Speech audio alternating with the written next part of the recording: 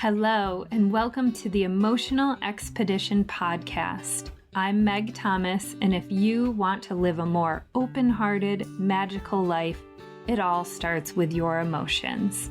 This podcast will take you on a journey, helping you to better understand, express, release, and heal your emotions. Let's get exploring. Last week, I had the extreme honor of hosting my first breathwork class with two of my dearest friends, and breathwork has totally changed my life, and now I get to witness it changing other people's lives. It's truly incredible. I've meditated for years, and sometimes even having 31-minute practices that I would do for over 90 days in a row, and some really, really magical things happened with practices like that. But the thing I always struggled with was my mind would rarely shut off or get quiet. But breath work gets me there every time, every single time. And it's called transient hypofrontality. And basically the judging, thinking part of our brain goes offline when we do breath work and it becomes quiet. It's in this place that inspiration can find me. My intuition, my inner voice speaks to me, but we can't get there without going through some discomfort. I don't actually love to do breath work. I probably love it much less than many of the other things that I do, like yoga and meditation, but I love how I feel after it. So it's in those 20 minutes or so after that feel like total bliss, total pure, unconditional love. And this week's episode is all about boredom, the good, the bad of it. And what I know for sure is when I'm doing breath work, my ego is trying to get me to stop. It's trying to tell me how boring it is, how much better anything else I could be doing would be. And we have to build a relationship with boredom to be able to get to that magic. So this chapter, we're finally starting chapter 3 of Atlas of the Heart by Brené Brown. It's called Places We Go When Things Don't Go as Planned. And in this chapter, we'll explore boredom, disappointment, expectations, regret, discouragement, resignation, and frustration. But for today, we're just going to focus on boredom. So Brené's definition from Atlas of the Heart is boredom is the uncomfortable state of wanting to engage in satisfying activity, but being unable to do it. When we're bored, we experience a lack of stimulation. Time seems to pass very slowly. And if we're working on tasks, they seem to lack challenge and meaning. And how we feel about boredom is completely dependent on the situation. So boredom can leave us going kind of two totally different directions. On one hand, it can wind us up, have us feeling irritable, frustrated, restless. And on the other hand, it'll make us totally feel lethargic. And what differentiates these two is it comes down to control. When we have more control and autonomy over the boring tasks, then we'll typically feel lethargic. And if we have little control or no control over whatever boring tasks we have to do, we tend to feel more frustrated. It can get us that amped up feeling. Think of it this way. If you were to assign yourself something that is super boring to do, then this is when you're going to find yourself mindlessly scrolling on social media. But if somebody else assigns you something totally boring to do, more than likely you're going to be feeling frustrated, irritated, even resentful. So if we're assigning it to ourselves, can go more to that lethargic feeling. If somebody else is forcing us to do something boring, that's when the resentment, frustration comes in. Most of us think of boredom as a negative feeling, but it isn't always the case. There's a good side to boredom, and I think it's really important that we start to understand it. A recent study showed that simple, boring tasks or mundane activities can allow our minds to wander, daydream, and create. The lack of stimulation that defines being bored, it gives our imagination room to play and grow. Sherry Turkle said, "Boredom is your imagination calling to you." And I have lots of examples, including my own, of how this shows up in my life. So, my friend Iona Holloway, who I had the pleasure of interviewing last month on the podcast, she does these weekends that she calls NSFW, which means no stupid phone weekend. And her rules are no email, no phone, no social media, no podcasts, no educational content. Music is allowed. And they usually start out a bit uncomfortable in that detoxing from our vices stage. But then she gets to the space where she starts to hear her own ideas again. The boredom creates space for creativity to be born. My dear friend Emily, who's a screenwriter, was struggling with writer's block, so she cut herself off from consuming anyone else's stories for at least a month. No movies, no shows, no stories.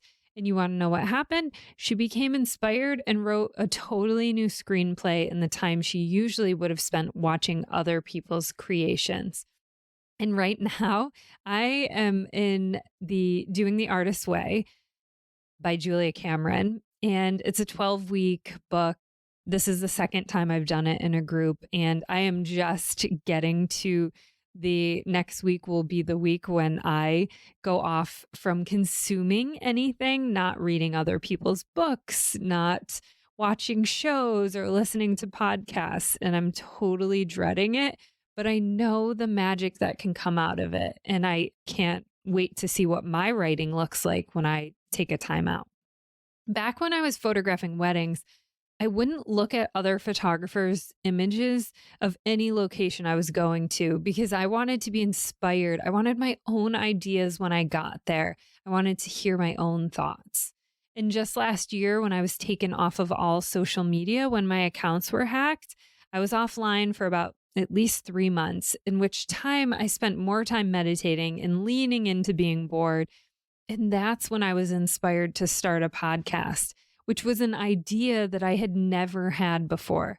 So yes, I'm a huge proponent of boredom and the magic can come out of it, but I agree, it's totally uncomfortable to be bored. Brene talked about her process of when she's doing what I would call deep work, like working on writing a book or coding data, that when she takes breaks, she'll watch super predictable, formulaic mysteries, even ones she's seen 10 times before. These types of shows would totally bore her normally, but when she's working on a big project that takes a lot of mental work, something weird happens. She goes on to say that it's like the show lulls that easily distracted part of her brain into a rhythmic stupor, setting free the deeper meaning-making part of her brain to engage and start making connections between things that don't seem connectable. She sits on her couch with a notepad next to her because the more bored she gets, the more ideas bubble to the surface. When I heard this story, I totally related to it. Cue my love of super cheesy, formulaic Hallmark movies.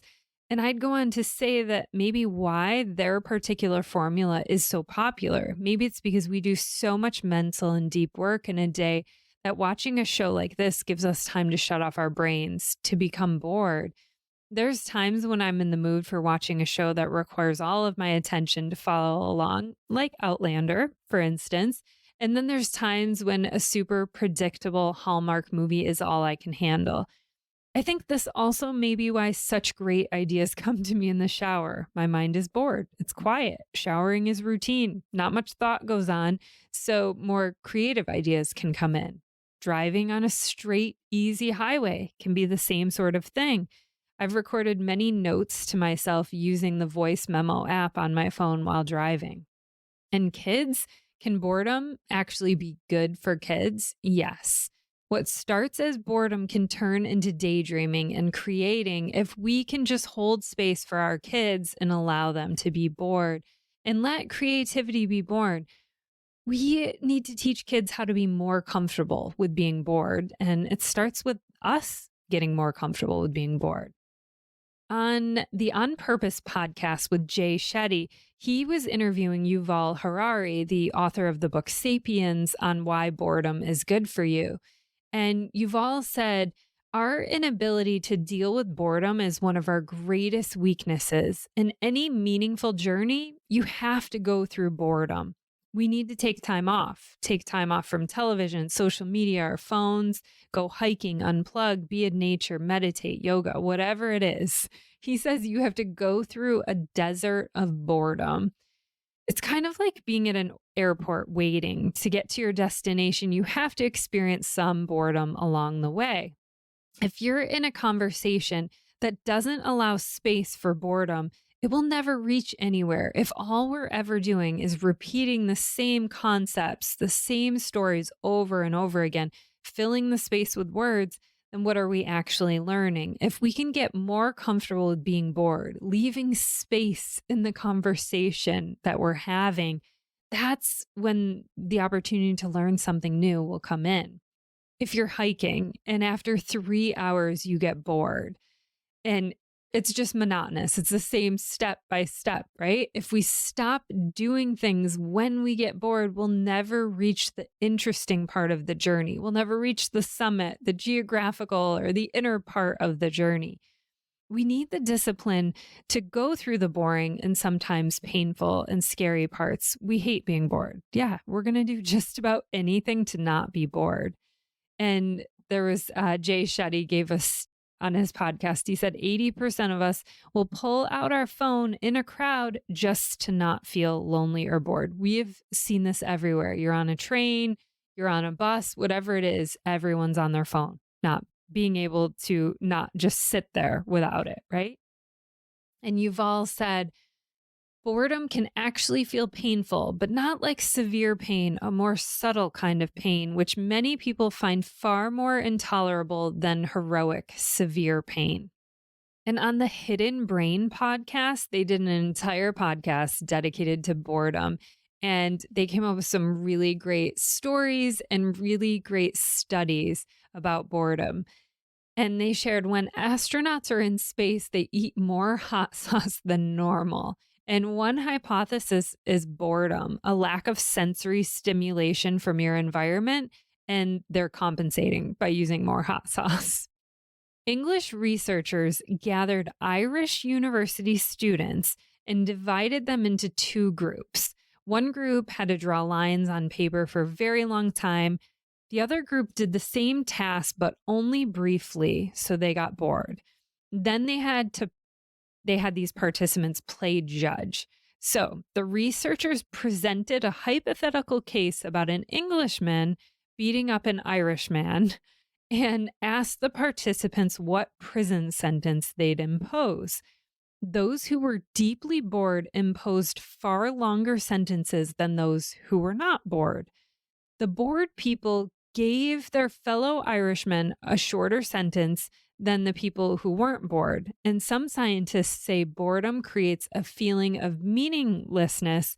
And when we feel things are meaningless, we seek meaning. And one way we do it is by aligning more closely with our own tribe and discriminating against those we perceive as outsiders, hence Irish versus English. The people who weren't bored gave very similar sentences.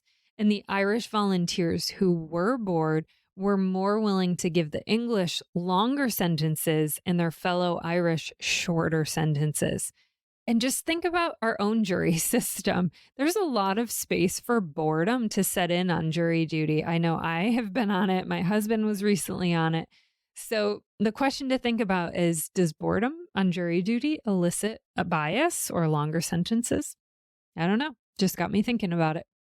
In another study trying to elicit boredom, people were tasked with copying very Wikipedia pages like how to make cement.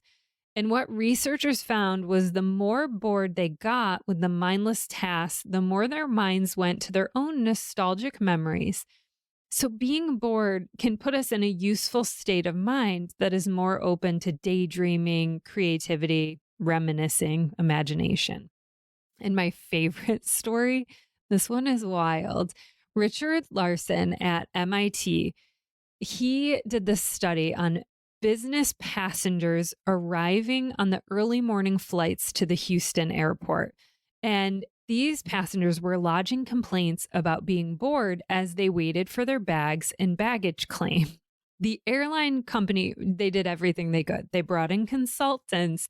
They brought in extra baggage handlers trying to reduce the waiting time for bags to 8 minutes max, and nothing worked. The complaints still kept coming in. So the airlines dug deeper and they discovered that these business passengers were only spending a couple minutes disembarking from the plane and then 6 or 7 minutes waiting in the baggage claim. So get this solution. The solution was they moved the arrival gate further away from the baggage claim. So now the passengers spent 6 or 7 minutes walking to baggage claim and then only 1 or 2 minutes waiting for their bags. And it worked. The complaints completely disappeared. This is our desire to not be bored. Crazy. And James Danker, a PhD professor of cognitive neuroscience at the University of Waterloo, he said that in many ways, boredom is a modern luxury, that the word boring as it's used now didn't even enter our common language until the Industrial Revolution gave us time to spare. Early on in human history, when our ancestors had to spend most of their days securing food and shelter, boredom wasn't an option. It's a new concept. He found that people highly prone to boredom perform poorly on tasks that require sustained attention and are more likely to show increased symptoms of both ADHD and depression. And psychologist John Eastwood, PhD of York University in Toronto, he said, in today's electronic world, it's rare to be stuck with absolutely nothing to do. Most of us are bombarded by near constant stimuli, such as tweets, texts, and seemingly limitless supply of cat videos right at our fingertips. But all of those diversions don't seem to have alleviated society's collective boredom. The reverse may be true, says Eastwood. These might distract you in the short run, but I think it makes you more susceptible to boredom in the long run and less able to find ways to engage yourself. Being underwhelmed can be problematic for the rest of us as well. It's correlated with drug abuse, gambling, and overeating. Eastwood is now studying how tedium affects gambling behavior in the lab, and the research is preliminary, but he says, so far it appears that men are more likely to make more risky bets when they're bored. And we know that when people are bored, they're more likely to make performance errors and likely to not be as productive, which is a big deal if you're an air traffic controller or if you're monitoring a nuclear plant. And Teresa Belton, she's a PhD research associate. In 2001, she studied the influence of television on children's storytelling. She found that the main ingredient in children's stories was their own direct experience. And she attributed some lack of imagination in many stories to children resorting to TV time when they were bored. And since the study was done in 2001, it's only increased dramatically the amount of TV time and screen time that kids are getting. Whenever children are bored, they're likely to turn on one of these electronic things and be bombarded with stimuli from the external world rather than having to rely on internal resources or devise their own activities. And on the other hand, boredom can prompt people to move out of tedious routines. Belton recently interviewed people known for their creative success, including an artist, a novelist, a poet, and a neuroscientist. They all said boredom can instigate new thinking and prod them into trying new things. The poet took up his craft in middle age after finding himself stuck in a hospital bed for several hours with nothing to do. The only paper he had available was a stack of Post-it notes, so he began writing poetry, the most practical activity to fit on 3 square inches. If people don't have the inner resources to deal with boredom constructively, they might do something destructive to fill the void, Belton says. Those who have patience to stay with that feeling and the imagination and confidence to try out new ideas are likely to make something creative out of it. And there's even evidence, you know that phrase, bored to death, that there's some truth to it. There was a study in 1985, the Whitehall study, British civil servants answered questions about social detriments of health, including some questions about boredom. More than 2 decades later, Annie Britton and Martin Shipley, both PhDs, compared their responses with death records. They found that the people who reported experiencing a great deal of boredom were more likely to die young than those who were more engaged with the world. The researchers theorized that boredom was probably a proxy for other risk factors as well, such as drug and alcohol use. Boredom is also associated with performance detriments, which in some cases can lead to serious problems. Now let's talk about boredom and habits. James Clear is author of Atomic Habits, an easy and proven way to build good habits and break bad ones. This book is by far my favorite book on building habits. And it's because he teaches us to lean more into the identity, to who we're becoming rather than the habits themselves. James says, the greatest threat to success is not failure, but boredom. We get bored with habits because they stop delighting us. The outcome becomes expected. And as our habits become ordinary, we start derailing our progress to seek novelty. Perhaps this is why we get caught up in the never-ending cycle, jumping from one workout to the next, one diet to the next, one business idea to the next. And as soon as we experience the slightest dip in motivation, we begin seeking a new strategy, even if the old one was still working. As Machiavelli noted, men desire novelty to such an extent that those who are doing well wish for a change as much as those who are doing badly. Here's a story that James shares from Atomic Habits. He said, on this particular day in the gym, there was a coach visiting who had worked with thousands of athletes over his long career, including some nationally ranked athletes and Olympians.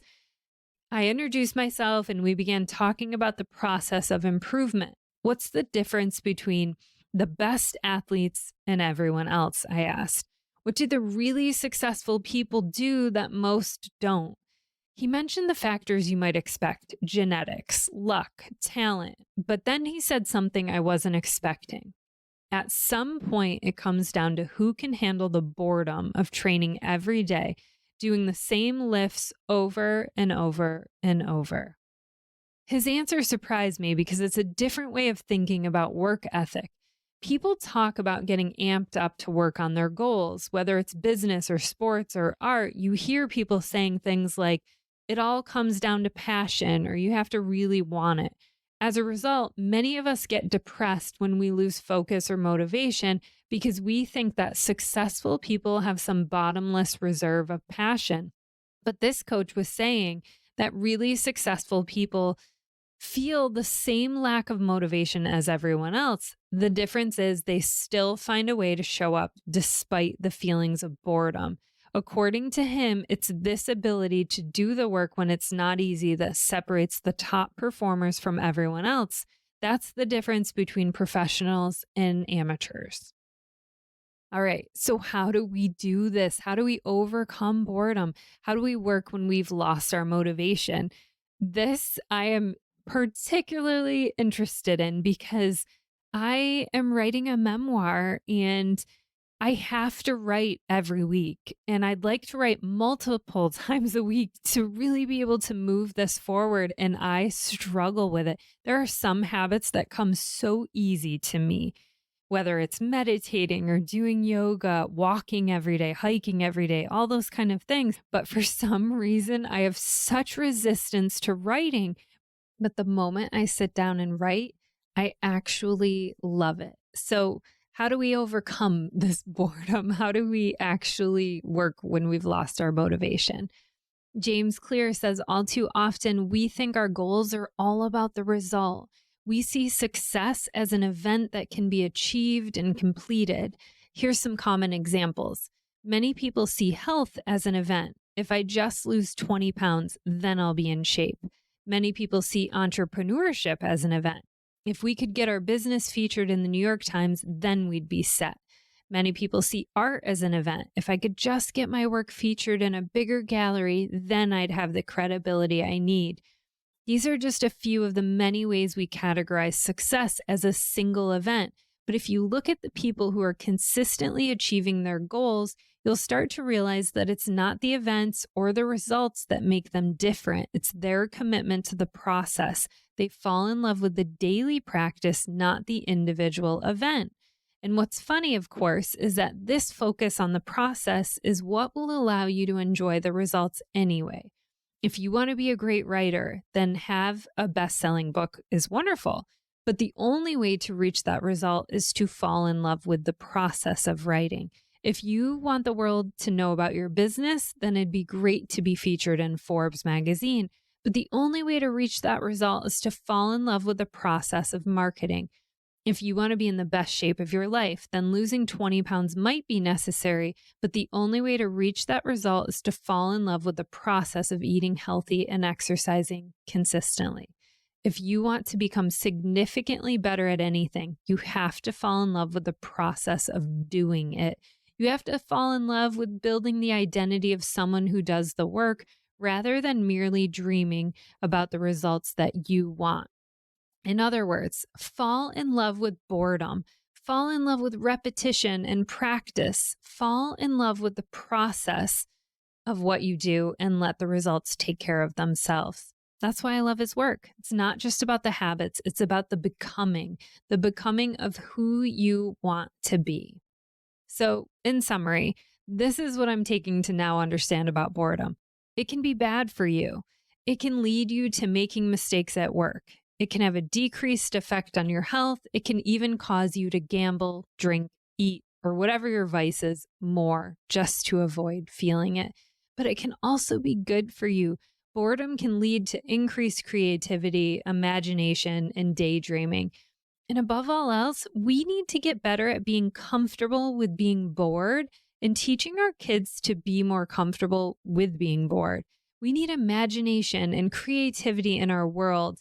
And one of my favorite quotes was from Henry Ford, and he said if he had asked people what they wanted, they would have said faster horses. We need people like Henry Ford with imaginations and sparks of creativity for the things that don't exist yet. And if boredom can help us get there, then let's get better at being bored. I want to leave you with a poem. This is from the book called To All the Magic in Me by Pavita Singh, and it's a poem. Dear boredom, you make me want to escape certain situations, as you don't create the most pleasant of surroundings, but from you, new ideas are born.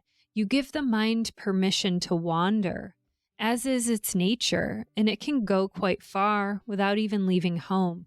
You give me no choice but to make do in whatever confines in which I'm stuck, and from that, much magic can arise. You also allow me to simply be and find comfort in the blank spaces in between. Thank you, boredom. Love me. And now, go and be brave enough. I'm so grateful you're here. Thank you for listening. And if you loved this episode, will you please share it with a friend or two? Be sure to rate, review, and follow the show on Spotify, Apple Podcasts, or wherever you get your podcasts, so you're sure to never miss a single episode.